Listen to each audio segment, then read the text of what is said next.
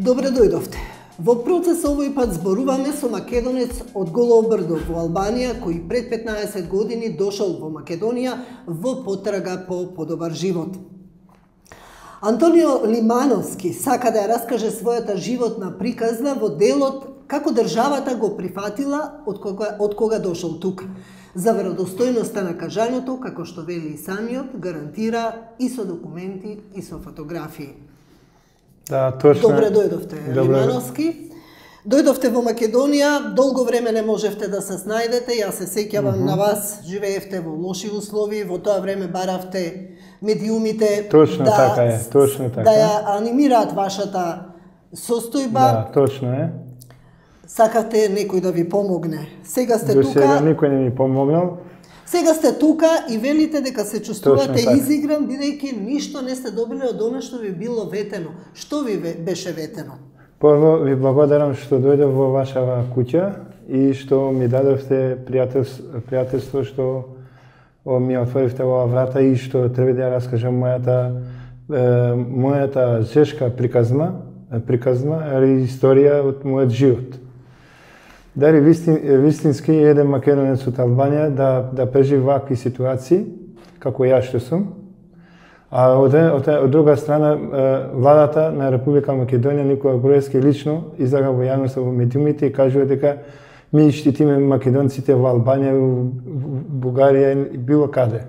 Не е тоа вистина, тоа е лага на неговото ветување и пофалба во јавноста.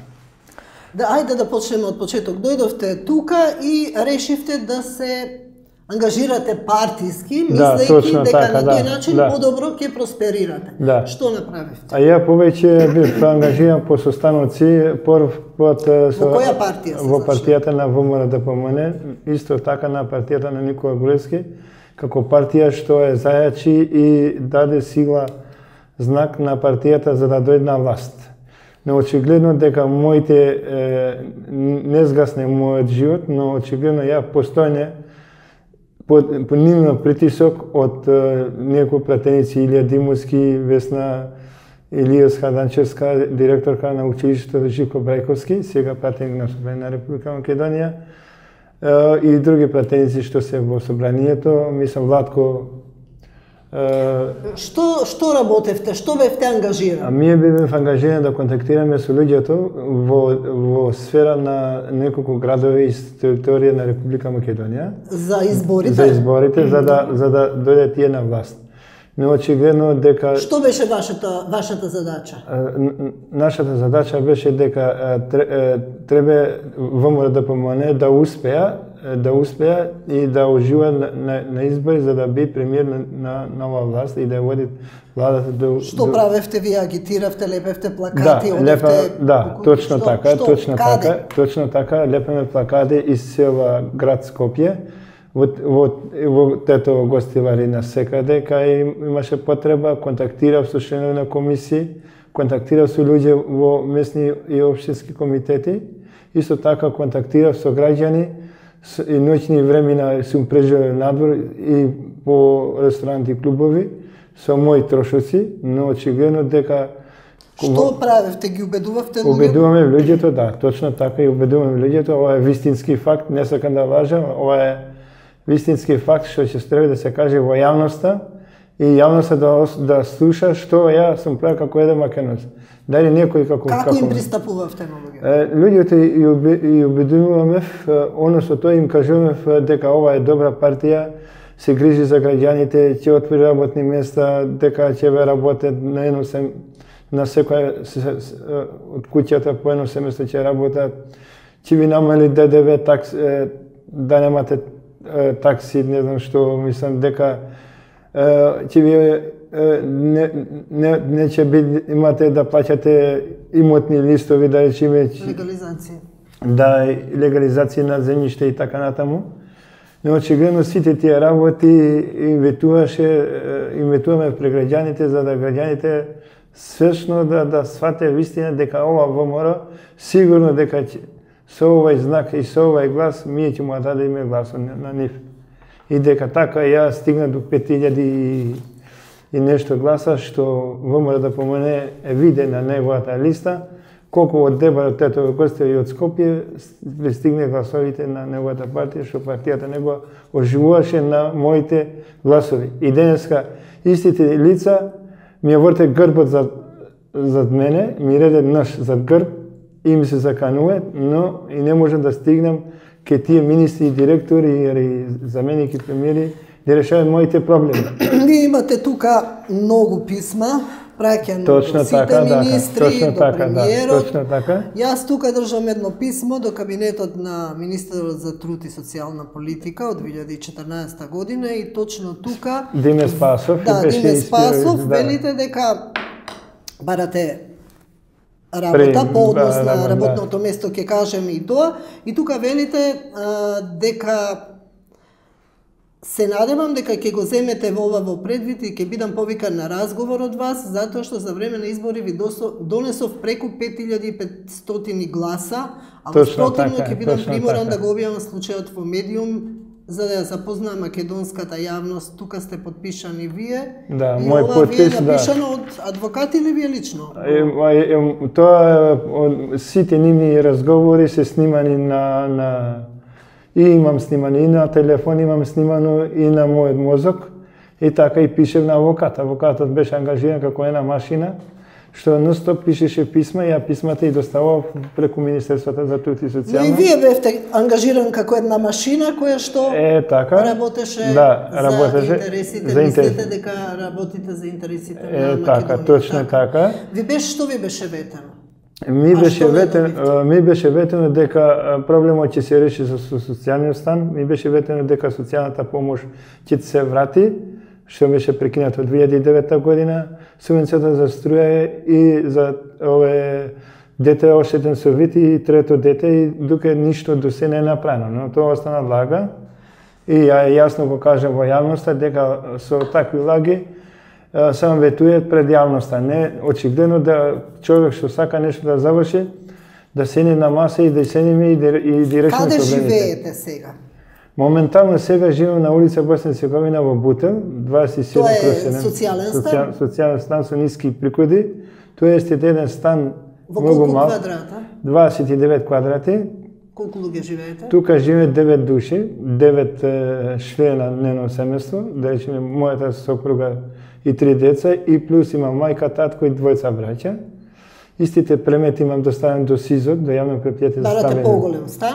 Поголем стан, но Комисијата за стамбени прашања при Влада на Република Македонија неколку пати му одбива, а на господјата Весна нити ја знам, нити ја има видено како што, да не влагам во таа тема. Незе го чуе тој стан, даде околу 100 квадрати стан. Добро, да не спомнуваме други имиња. Сега не сте во работен однос. Ве вработија преку македонски шуми. Преку македонски шуми, документи. Да, преку македонски шуми. Ова да не заборавам да го покажам. Ова е копија од ВМРО да дека сте член на партијата. Да, партијата, и сакам да се отчленам од неа. Ве вработија преку македонски шуми и потоа ве препратија каде? Тоа беше акцијата преку македонски шуми, големото вработување, кога луѓе беа препраќани по разни други институции. Во првиот разговор што го прави јас со кабинет на Никола Груевски, пред да имаше нешто во центар, некако се видов со него и вика дека Антонио во најкој се рок и време ќе објавиме, ќе донесеме закон во собрање на Република Македонија, точно тоа така. Не сакам да лажам пред јавноста, но ќе го кажам тоа вистината што треба да се каже. И рече дека ќе отвориме работни места и дека ќе направиме една програма некако преку македонски шуми, ќе отвориме работни места, дека во другите институции. Да. Каде бевте прераспоредени? Во Бутел ве? Не, прво ме унесе во општина Бутел, кај гранчаникот Петр Јатински да работам како чистач. Добро. Таму имаше кандидати за мене што чеке. Бив на разговор со секретарот на гранчаникот на општината, Кире. Вие не се согласивте, сакавте нешто повеќе? Не, сакав некоја подобра, пуба работа, но очигледно таа не прифатија. Она со тоа после ме пратија ми се јави неколку пати по телефонски разговор, не знам кај дознае мојот број телефон, ми се јави од Министерството за култура на Република Македонија и помошник и некој што работеше во стенографија. како оне ме прати во театар комедија Елена Жулич. Таму да работам како скенограф. Веќе точно работав ден за ден сум работал таму, кој влагав се потпишав, кој излагав се потпишав. Тука имам сведоци што ме гледа на лице место, што работав и парите до сега немам зедено и сакав да останем на тоа место, но очигледно дека била една нивна финта, игра, како да ти кажам, дека била сопругата работела таму и дека не може... Вашата сопруга работи таму? Да, работи и ден денес? И до денес. Исто преку Македонски шуми? Уште преку Македонски шуми, тоа беше ветено од кабинетот на премиер Никола Груевски. Та сакав да работеше на оба работа, но очигледно не знаеше македонски јазик. Та почна да чисти во просториите на театрот. И така ве препраќа, вие сте револтиран, бидејќи не ви исплатија во Македонски шуми? Да, околу 18.500 динари, не знам на која сметка легне. Дари некој ќе те повика некаде на работа и нема да ти дадам плата. Мислам, никаде не било тоа. Мислам, треба човек кој ќе работи, треба истиот ден се потпишува во на крај месец да земат плата. Не може тие кои ќе почнеле времена за одмори, па понатаму ќе земате плата. Како ќе било тоа така, кој зеде пред мене сите плата, мене не ми даде плата. Истиот проблем, во момент сакам да ти кажам, имаше една во Отел Панарома, сакам да ти кажам, бев повикан таму, тука беше присутна министерката за култура, тука беше присутен советник на кабинетот, тоа беше во Отел Панарома, се наоѓа во... На трибина, на трибина, да, во... Добро, вие излеговте јавно во Радишани, да си ги кажете проблемите. Луѓето ме пречекаја, тука беше присутен председателите на местните и општинските комитети. Тука беше присутен и заменик премиер на европски прашања Пешевски. Господине Пешевски, имам право да кренам едно прашање, да кажам, во јавноста, но очигледно дека треба сите во јавно. Имаш околу 1000 до 2000 луѓе што тука слуша присутни во тој момент. И го кажав тоа и вика дека не е убаво да се каже тука, дека овој проблем ние ќе го решиме во иднина ако успеаме да бидеме пак на власт. Ти ќе работиш на терен, како ќе ти кажеме, Пешевски ми давате на работа, дека ја треба понатаму да работам на избор, да помогна на партијата. Настрана ме повика и таа, како ја викат, Весна Илиевска, таа пратеничка на ВМРО да помогне, и таа ми рече дека не треба тоа да се каже тука. Овие проблеми, Антони, ќе решиме ние. Ја како пратеничка на Собрание на Република Македонија, имам посебна канцеларија во општина Бутел. Така.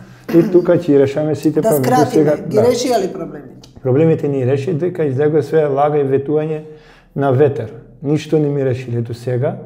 Нити социјалната, ова парите што театар комедија што работа кај Елена Жулич и со писма барање, писмата одед на во канта.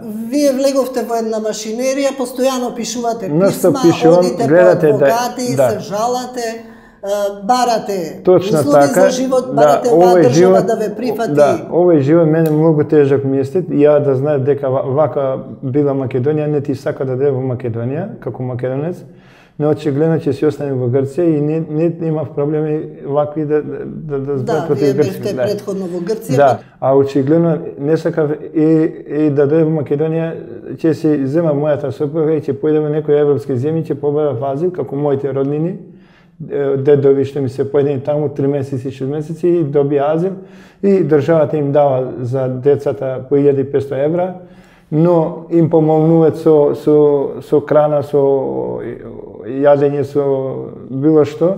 Исто така едно од нивното семејство им дават и работа.